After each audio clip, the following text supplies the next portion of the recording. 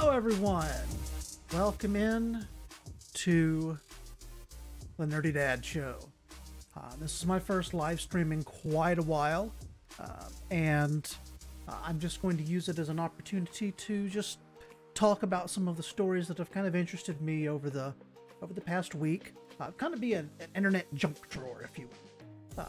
Just talk about some things that try to stay away from politics and religion, although there are a couple of stories in here that are political in nature. And I guess we can just jump right in. Let me get my browser set up here, because I've got too many windows open. Okay, back off some on the background music here. Hopefully everyone can hear. Let's see. All right. Maximize that. And let's change to there. All right, so this first one we're going to look at is from the Daily Dot. Do y'all think he'll be mad? TikToker says her boyfriend doesn't know she's his landlord.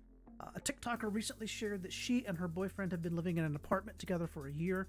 He takes care of the rent and major finances. The user at Jane Doe Zero shared, but there's one problem. The TikToker claims she's the landlord of the building they're living in. So all the money that her boyfriend spends on rent and utilities goes straight into her pocket. Do y'all think he'll be mad once he finds out? She captioned the video. Of course, her question divided viewers. While some people thought there was nothing wrong with the dynamic between the couple, others accused the TikToker of using her boyfriend for his money. It's an investment in security for you. If the relationship ends, you're being compensated for your time and effort. And, I kind of come down on the side that, if you're truly in a long-term relationship with this person, then you probably need to be honest and say, hey, that X number of $100 a month you've been paying in rent, well, it's just been going right in my pocket. And, at this point, I think it would do a lot more damage than it would just leaving it. Just basically because, if it were me, it's like, well, why didn't you tell me this 6 months ago? And I guess that's just kind of my look on it. I mean, my wife and I have been married close to 25 years, and we really don't have all that many secrets between us. So, I have a few that I keep that are surprises for her, but nothing major. It's not going to be like the commercials you see around Christmas time, where you lead the person outside and you uncover their eyes and, oh look, it's a new car, because the next thing would be and go, you bought a car and didn't talk to me about it. You don't make that kind of decision. I mean, that's several $100s a month. I mean, unless you're rich enough to just pay cash for it, at which point, hey, good for you. But I think this probably should have been set out from the beginning. But people live their lives how they're going to live their lives. I mean, some people have been married all these years, and they still have separate checking accounts. They don't combine their money or anything like that, which I personally think it's kind of it's not all that great, but that's just me.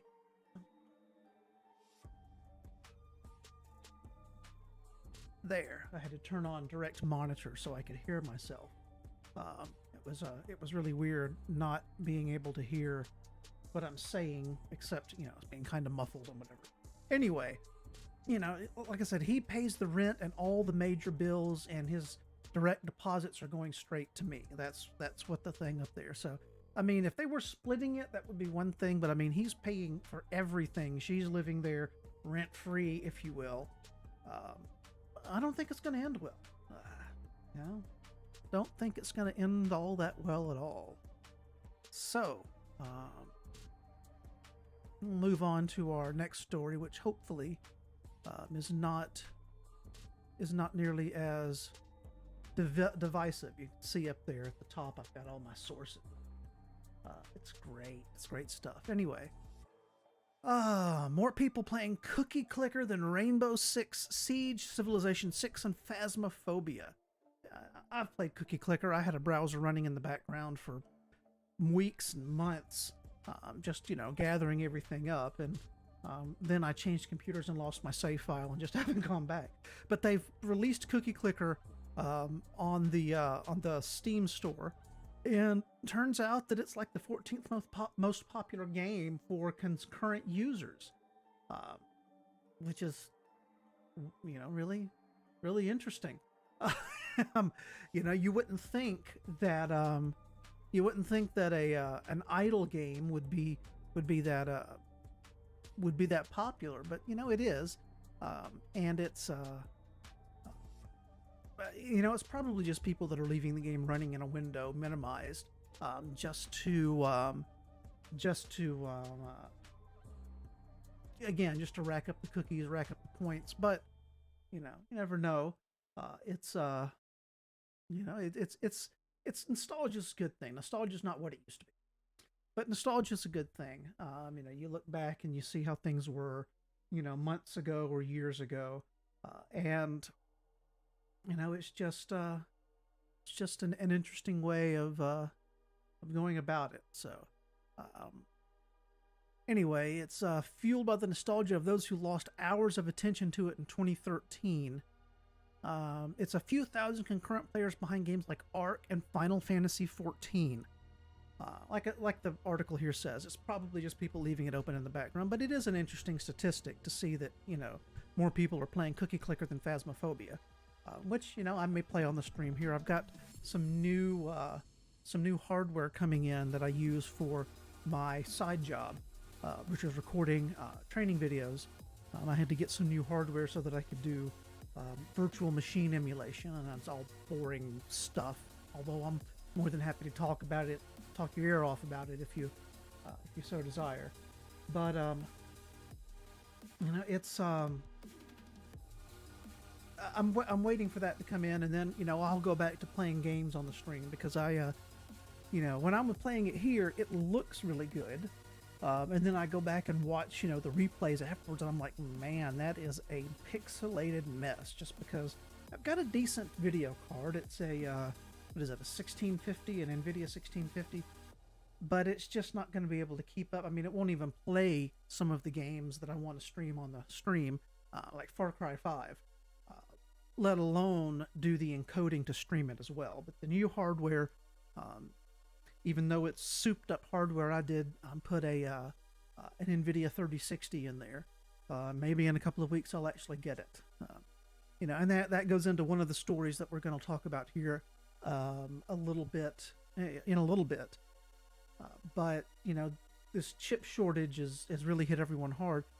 And to those of you that are wanting a new computer, that want something with this new hardware, you're pretty much going to be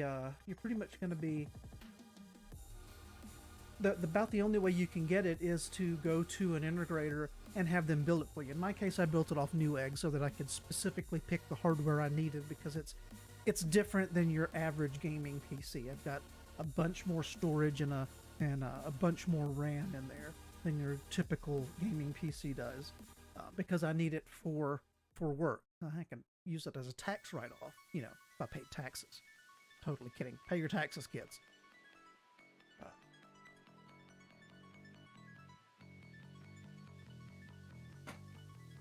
Sorry, I'm a bit distracted. It's been a while since I've done this, and I was looking for my light so that I didn't look so washed out here. Turn down the ring light here, maybe.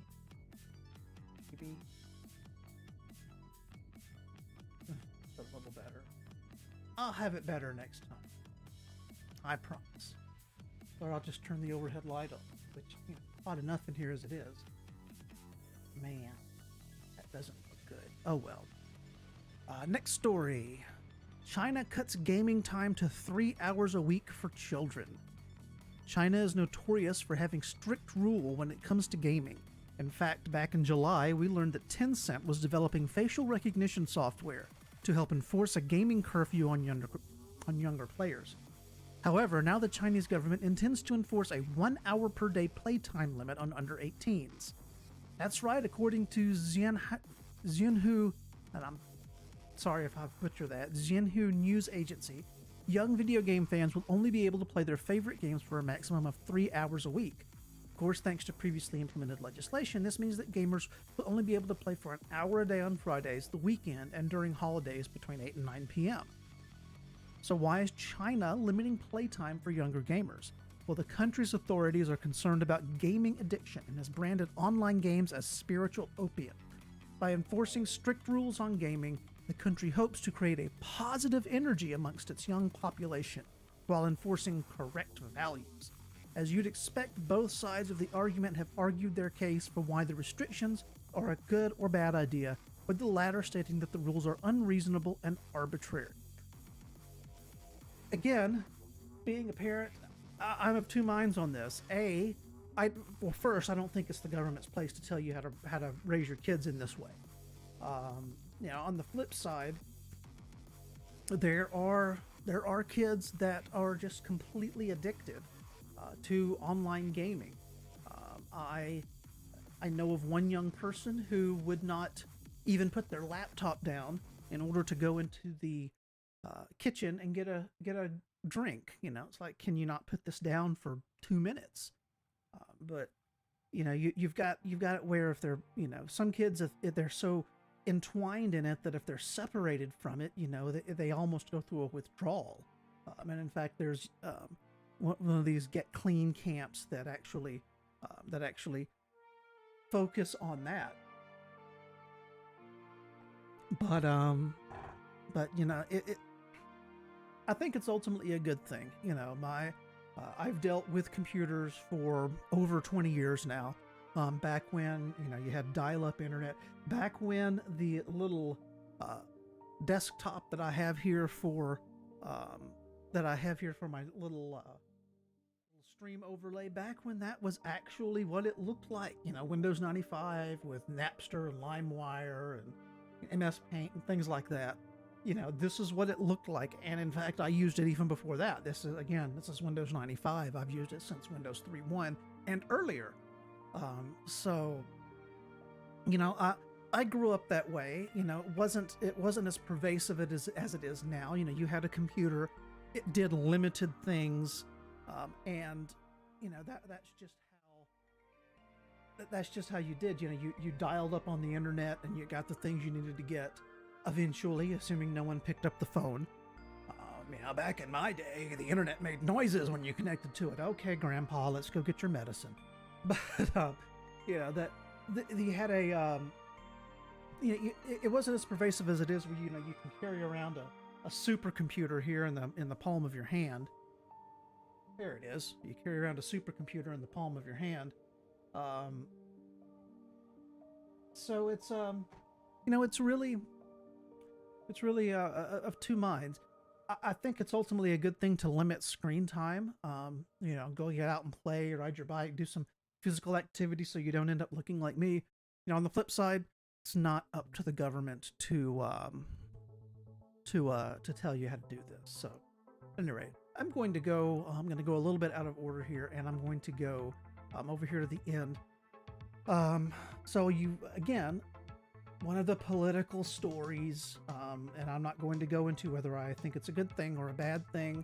You can draw your own conclusions on it.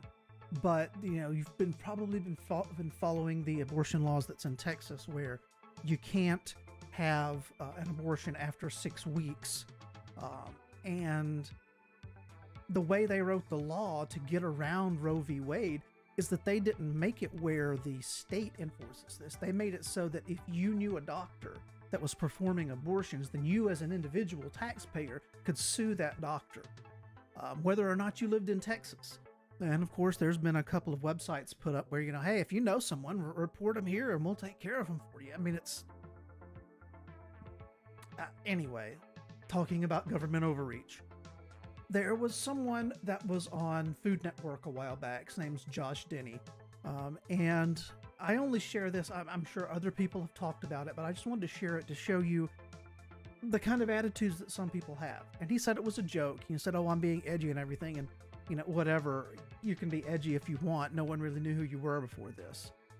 So, and spare me the many women don't know they're pregnant for 6 weeks. Whores. Only whores wouldn't know for 6 weeks. Now, I gotta tell you, if you know a woman, a female, they have a cycle about every 28 days. And the one way you know that you might be pregnant is if you miss your cycle. You can kind of, predict when it's going to be.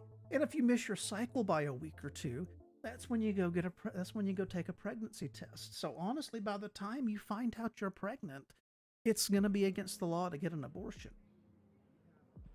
There's some machinations around all of this that that various entities are doing. One of them is the Satanic Temple. But I'm not gonna get into politics here because that's a surefire way of pissing off all 5 of my viewers. But just think about the things you say. Think about other people. We would be in a lot better solution, or a lot better place as a society if we just treated each other with respect, treated each other like you'd want to be treated. Yeah, that's the golden rule from the Bible, and you may or may not believe in the Bible, but it's still good life, a good life theory, a good life hack. I'm drawing a blank. It's a good way to live your life.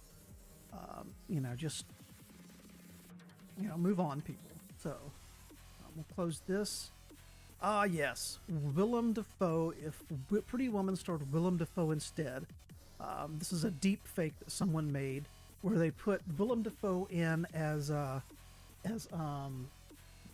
Julia Roberts' place in Pretty Woman. So here, let me mute the background music so you can hear this. So this is just awesome.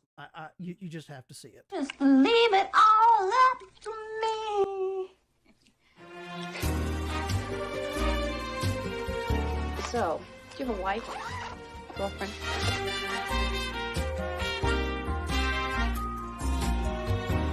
No hands, no hands.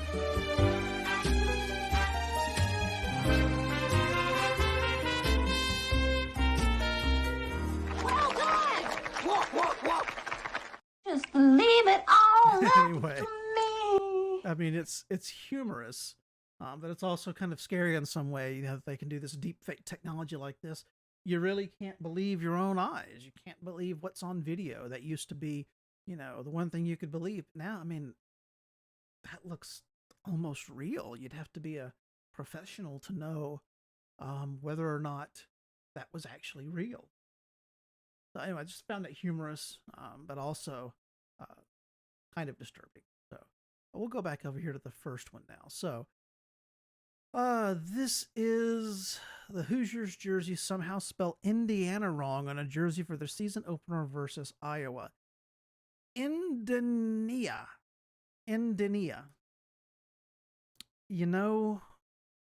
Sometimes the joke just writes themselves. This is the pride of the Big Ten, folks.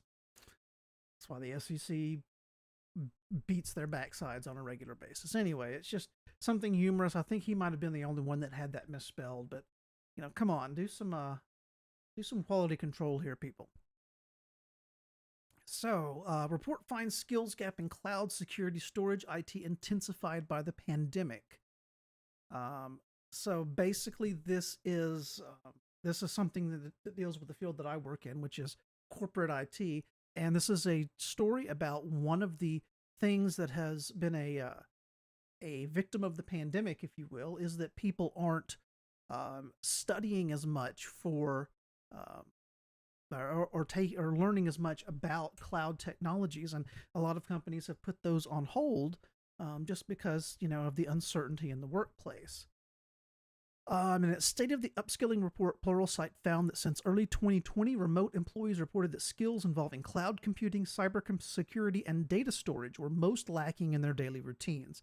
The report also found that most remote employees' confidence to do their current jobs was down 13% from a year ago as office adjustments were made. And some of that is the casualty of supporting these remote workers. I know when this came about in early 2020, whenever all the offices and everything were closing down, we basically sent half of our workforce home. We kind of scrambled to do that. We did it very effectively. kept our business running. And, now we're bringing some of those people back, and, some of them are staying. Some of them are staying at home, and I'm not going to get into all that, but, they're so busy doing this, handling all of this extra workload as it involves for the pandemic and remote support, that they're just not getting the skills that they need to continue to carry on with cloud computing. So that's, it's just the way it is, unfortunately.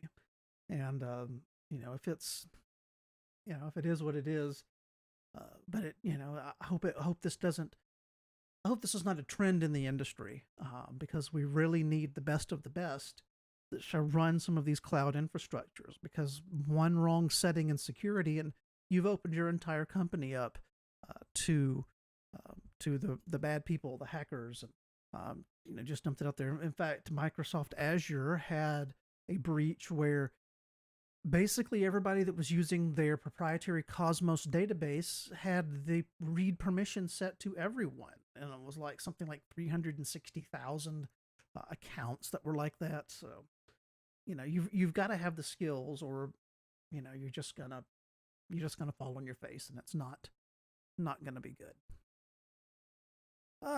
This phishing attack is using a sneaky trick to steal your passwords. Be careful what you click on in your emails. The ongoing phishing campaign is using multiple links. Clicking on them results in a series of redirections that lead victims to a Google reCAPTCHA page that leads to a bogus login page where Office 365 credentials are stolen. Again, I see this a lot in what I do for a living. And luckily, we've trained most of our user base to know that if this looks suspicious, please let us have a look at it before you click the link.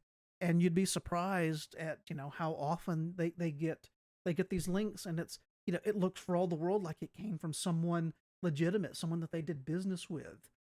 Again, maybe their email was compromised or something, and you go to click the link, and I would go log into Office 365, and it's some domain in France that has nothing to do with Microsoft, and I have to tell them, no, that's fake. Thank you for not clicking on it. Just be careful. The attacked trick relies on the advice for users to hover over a link in an email to check the destination before clicking. Once recipients hover their cursor over the link or button in the email, they are shown the full URL. However, since the actors set up open redirect links using a legitimate service, users see a legitimate domain name that is likely associated with the company they know and trust. We believe that hackers abuse this open and reputable platform to attempt evading detection while redirecting potential victims to phishing sites. Users trained to hover on links and inspect for malicious artifacts in emails may still see a domain they trust and thus click it. Microsoft has found over 350 unique phishing domains used in this campaign, including free email domains, compromised domains, and domains automatically created by the attacker's domain generation algorithm. The bad guys are always trying to get in. This happens to be a long weekend. The last long weekend was July 4th, and the attackers used that as it's kind of a battering ram, because they knew a lot of people are going to be leaving early. They're not as vigilant over the long weekend, and they used it as an opportunity to run ransomware and encryption. It's an interesting time for people in my field, because as someone says, we have to be good 100% of the time. The bad guys only have to be good once. All right, so this is one of those things you feel old yet. You may remember Madison Pettis. She was in a Disney movie called The Game Plan with Dwayne Johnson. That's a picture of her in 2007, and now this is her now. Feel old yet? I know I do. She's a lingerie model and a brand ambassador for Rihanna's lingerie line. Not that I sit around and look at women's lingerie pictures, but I just happen to see that in passing and go, wow, it has really been 14 years. Anyway, feel old yet? I know I feel old yet. GM shutting down production at most of its plants in North America. This is not a good thing, folks. This We are kind of on the cusp of jobs recovery. We're hopefully going to be getting back to normal sometime soon, whatever normal is. And, now because of the chip shortage, um, GM is having to, they don't have enough chips to put in their cars. There's pictures of parking lots filled with thousands of cars that are ready to ship, except they don't have a computer in them. They can't get the chips to put in the car to run the ECU or the fuel injectors or anything else. Let's see. General Motors will shut production at most of its North American plants for a week or two starting next week as the worsening chip shortage takes another bite out of its plans. The surge in COVID cases, especially in Southeast Asia, where many of the chip manufacturers are based, has actually created a worsening problem for automakers. If you want more information about this from someone who probably knows a lot more about this side of the industry than I do, there's a channel here on YouTube called Jay's Two Cents. If you look it up, it's here, we can look it up real quick.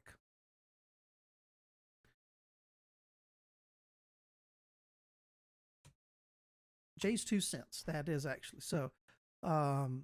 He talks about all kinds of things. In fact, I wish I had better news, but this may be getting worse.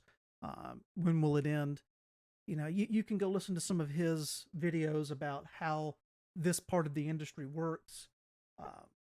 It's not going to get better anytime soon.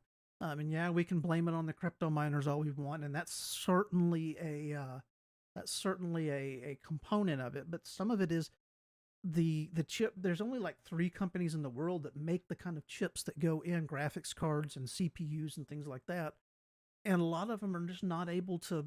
They're not able to meet demand because they can't keep enough workers to continue their production lines. So the tight chip supply has led to limited inventories of new vehicles at GMs and across the industry, which in turn has pushed car prices to records highs. Just about all major automakers have limited production plans as a method to deal with the shortages. And this may have a knock-on effect even for driving prices up for even the used car market because, I can't get a new car. Let me go find a used car that's only a couple of years old or 10 years old, or, if you really want a hoopty 20 years old, like the one I've got is. And, they'll drive up, supply and demand. There's a limited supply of both new and used vehicles. The demand may keep going up, although a lot of people being furloughed may moderate that some. There's a reason I'm not an economist, because those people are smart and I am not. Bosses turn to tattleware to keep tabs on employees working from home. I am completely against this. David, 23, admits that he felt a twinge of relief when the first wave of COVID-19 shut down his Arlington, Virginia office. A recent college graduate, he was new to the job and struggled to click with his teammates. Maybe he thought this would be a nice break from the face-to-face stuff, the office politics and small talk. I couldn't have been more wrong, David said. That's because within the first week of remote work, David and his team were introduced to a digital surveillance program called Sneak. Every minute or so, the program would capture a live photo of David and his workmates via their company laptop webcams. The ever-changing headshots were splayed across the wall of a digital conference waiting room that everyone on the team could see. Clicking on a colleague's face would unilaterally pull them into a video call. If you were lucky enough to catch someone goofing off or picking their nose, you could forward the offending image to a team chat via Sneak's integration with the messaging platform Slack. And there's multiple companies that do this. They watch the computer, they take pictures, they take screenshots, and this goes back, in my opinion, to the management mantra of, if I can't see you, you're not working. If I've worked for IT companies pretty much all my career, and most of them, large companies that I've worked for, they're like, absolutely not. You can't work at home. That's just not an option. And, again, it goes back to, you got to have the butt in the seat, 8 or 9 hours a day. I used to work for someone who literally said that. And, again, it goes back to management styles and lack of management ability in some cases. And in my opinion, and $5 will get you some coffee at Starbucks, but not a whole lot of coffee. Um, you need to judge your workers based on their output. Are they getting the job done? Are they getting it done within the deadlines that you put on them? Is your business staying the same or growing? Are you able to assign them your work? If they're doing their job and they're performing the work that you assign them, it shouldn't matter if they work 5 hours a day or 15 hours a day. Um, and in many cases, on the cynical side, that might cause someone who would normally work faster to kind of slow down because, hey, if I work faster and get all my work done, I don't get to leave early. They just give me more work. And, if there's work to be done, then absolutely you need to do the work. But if you've done all your work, say you work in a call center and you've made all your calls that are, on your list for the day and you've got your numbers up, why dump more calls on them? You're making the numbers. Of course, we all know the reason for that. It's money. The more work that gets done, the more money they make. Now, I'm not going to get into that kettle of fish here, but just beware. Working from homes may not be the big panacea that you think it is, because some employers will be watching you the entire time. And thank the good Lord, I work for a company that would not even consider something like this. In fact, most of our laptops and desktops don't even have webcams on them, just for security purposes. And I really don't see anyone putting this kind of tool in place. At least I really hope they don't. So, Bracktooth vulnerabilities affect countless Bluetooth devices. Always reminds you of Space Ghost Coast to Coast. There are security flaws in 1,400 smartphones, laptops, keyboards, headphones, and other Bluetooth-enabled devices. That's a minimum. Bracktooth can reportedly be exploited to conduct denial-of-service attacks and enable arbitrary code execution on target devices. DOS attacks can disrupt victims' Bluetooth connection, or in some cases, require Bluetooth connectivity to be restarted manually. Arbitrary code execution can be used to erase user data, disable wireless connectivity, or interact with other devices. There's a number of SoCs, or systems on chip, that have this particular Bluetooth vulnerability in it. And, luckily the manufacturers are working hard to get this patched. But, this again goes back to, the ease of use in our connected society, where, you have to measure security against usability. I can make a computer really, really secure by removing all the cables from it and locking it in a desk drawer. It's completely secure, but it's completely unusable. There's always that balance that you have to get. And, people that are in the industry that I'm in, it's something we have to weigh pretty much every day. Because, if you require users to have a 15-character password that requires upper and lowercase special characters and a blood sample, they're just going to write that thing down, put it into their keyboard, because no one can really remember that. I can't remember that. I type passwords all the time. Multi-factor authentication is perhaps an answer to that. But again, for consumer goods, you're not gonna ask your consumers to do that. Not everybody's a tech nerd like me. And as I get older, I'm getting more and more to the point where, I'm a tech nerd, I'm a techie guy, but when I get home, I just want stuff to just work. I have a lot of gadgets in the house and I do a lot of weird things, but, when it comes down to it, I have a smart TV with a Roku on it. Why? Because I just want it to work. I want my wife to be able to pick up the remote and go boop and, watch, Below Deck Mediterranean or The Masked Singer or whatever. I don't want to have to do support on my own stuff. I don't want to have to come home and fiddle with it just to do basic connectivity, basic functionality. So anyway, that's just something to keep an eye on if you are so inclined. Let's see here. Close that. Made on Windows 11 alpha-themed Microsoft Word documents are actually malware in disguise. So if you get one of these, I don't know that you would, if you get one of these, it's a malicious Microsoft Word document masquerading as a document made on Windows 11 Alpha. The name of the file is Users Progress 07-2021-1.doc. Most people familiar with the Windows 11 builds and their variations would probably be aware of such a thing never existing. However, people out of the loop may fall for this and decide to run the file as they might have heard the commotion about the next-gen Windows OS. You open up the document says, oh, you have to enable editing and enable content, and then it drops a VBA macro on there. There are several checks that Maldoc performs, checkings for VMs, memory capacity, and a domain called ClearMind. ClearMind is apparently the domain of a point-of-sale service provider for the retail and hospitality sector. Anomaly believes this file has been created by the Fin7 group, which is famous for striking such targets to steal large-scale data. So luckily, it seems to be targeted at one particular segment of the industry. But just be careful out there. If you get this random document and it says, no, you need to enable content so you can read this, delete that crap, because any legitimate document's almost certainly not going to have you have to enable Visual Basic in order to read the document. And if they do, they're idiots. And lastly, one of my other passions is aviation. Lufthansa expected to send its last Airbus A380 to desert storage. The Airbus A380 is the largest passenger aircraft currently in production.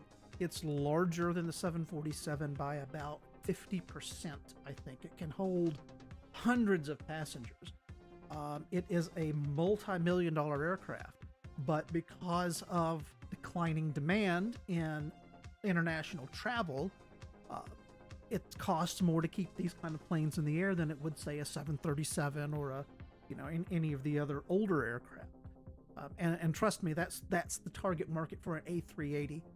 You don't have those, making short jumps from, between two cities that are a few hours from each other. These are the kind of aircraft that, go international. They're out over the Pacific or the Atlantic for hours at a time. And, it's kind of a sad day that the last Airbus 380, they're going to send it out to Teruel, Spain. And it's a 10-year-old Airbus A380. It flew on December 9th, 2010, my birthday. Went on to be delivered to Lufthansa the following year on July 5th. It clocked 38,587 flight hours across 3,930 flight cycles. The website gives its current market value at $42.49 million, although whether this is true, the true worth of an Airbus 380 in 2021 is debatable. Again, big jets like this cost a lot to fly, and maintenance, and manpower, and training, and any number of things. And especially if you have to keep parts around for this particular platform, it costs money. That's one of the smart things that Southwest Airlines did. They standardized their entire fleet on the 737, various models of the 737, which means they had the same set of training, the same set of maintenance technicians, the same set of parts. It's the same across their fleet. Of course, the downside is if you have something like the 737 MAX, where a lot of them are grounded, companies like that are, they're sitting on the ground. So there's all of the Air 380s in long-term storage. Lufthansa's last ever A380 flight. It could be the last Airbus A380 flight ever operated by Lufthansa. Once the aircraft arrives in Teruel, the entire fleet will be at a storage in a Tarmac Aerosave site. Tarmac Aerosave has the capability to scrap A380s if the decision were made, meaning the aircraft wouldn't need to make an onwards flight if Lufthansa decides to pull the plug definitively. Sadly, it seems more and more like this will be the case unless there's a substantial, unexpected, and unprecedented surge in demand. The Lufthansa CEO has made it reasonably clear that he sees no future for the giant of the skies. A month ago, during the airline's Q2 results presentation, Spoor commented on the fleet will be taking away 9 subfleets over the next years. If you would rather confine that to long range only, the A380 will obviously not come back. you know, it's just kind of a sad day. You know, I like airplanes. I like aviation. I was on the path to getting my private pilot's license a while back, and unfortunately life got in the way and I could never complete it. But I like airplanes. I like big planes like that. I like to fly. And, you know, it's kind of sad whenever a carrier just says, these airplanes cost too much to keep in the air and we're just going to have to do away with them. And that, my friends, is your random internet news for the week. If you happen to see this live, which I don't think anyone is looking at my statistics here, or if you watch it on replay, I'd like to thank you for watching it. Thank you for the time that you've given me, and I'll try to do this every week or two if people seem to like it. So I hope to see you next time. Have a great week, everyone.